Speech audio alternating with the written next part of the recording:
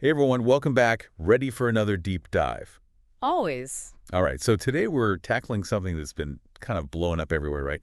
Cancel culture. Yeah, seems like it's impossible to avoid these days. Totally. I mean, everyone's talking about it. It's all over the news, social media. Definitely a hot topic. So we went ahead and gathered a whole bunch of sources to try to get a grip on this thing. I mean, what actually is cancel culture? Like, Merriam-Webster straight up defines it as withdrawing support for someone, some company, whatever, because they did or said something offensive. Right, right.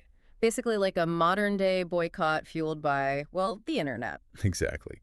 And we've got stuff here ranging from like dictionary definitions and encyclopedia entries to articles analyzing, real world examples like what happened with J.K. Rowling and the whole hashtag #MeToo movement. Yeah, a lot of ground to cover for sure. Okay, so let's jump right in, shall we? Yeah. I think Britannica actually does a really good job of laying out the um, the two sides of this whole debate. It's kind of like a classic pros and cons list. Yeah, it's definitely presented as like a debate with pretty strong arguments on both sides. Yeah.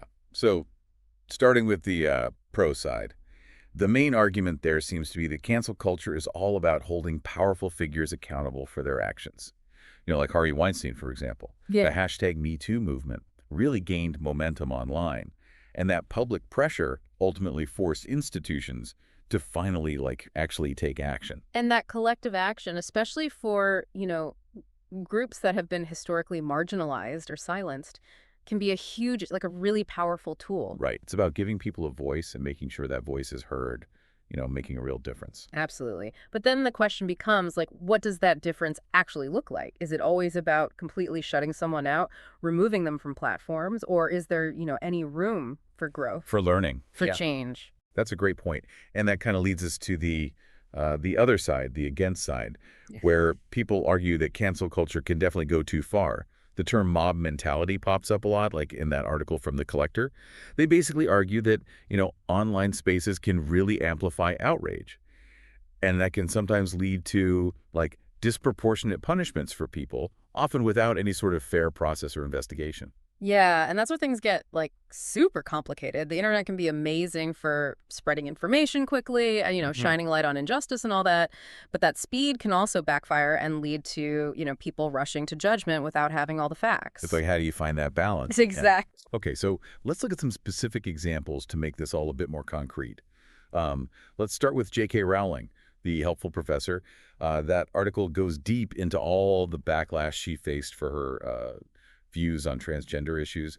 There were massive calls to boycott her books, which kind of raises the question, like, is boycotting an author's entire work, even stuff they wrote years ago, is that really an appropriate response? It's a tricky one for sure. It brings up that whole debate about separating the art from the artist. And on a larger scale, it forces us to ask, what is the ultimate goal of cancel culture? Is it about punishment or is it about, education and change? Right. And then you have a case like Goya Foods. Their CEO's political statements sparked, well, both boycotts and boycotts, which is kind of fascinating. Some people swore off the brand completely, while others, actively went out and bought their products to show support. Yeah. The Nzuzo article did a great job breaking that down. It really shows how cancel culture can turn into this weird, cultural tug of war. Absolutely. And I think it highlights the fact that cancel culture isn't some, unified entity, right? It's a whole bunch of individuals making their own choices Yeah. based on their own, values and beliefs. Yeah, totally. Okay, and how about Joe Rogan? His podcast got into some serious hot water over, certain guests and topics he covered. There was a lot of pressure on Spotify, to kick him off their platform entirely, which brings up a whole other layer to all of this, right? The Okay.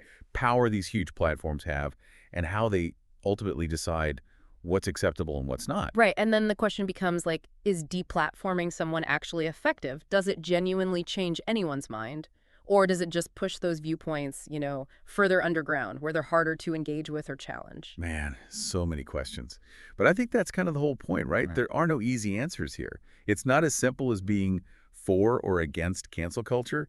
It's about recognizing how incredibly complex this all is and, having these difficult conversations. Definitely. It's about asking ourselves, like, what does true accountability look like? How do we find that balance between protecting free speech and, protecting vulnerable communities from harm. Mhm. And ultimately, what role do we as individuals want to play in shaping this whole, like, evolving landscape? That's a lot to think about. Yeah, But hey, that's what deep dives are for, right? exactly. All right, so on that note, we'll wrap things up here. Hopefully this has given you all some food for thought and maybe, spark some interesting conversations of your own. Until next time, everybody. See you later.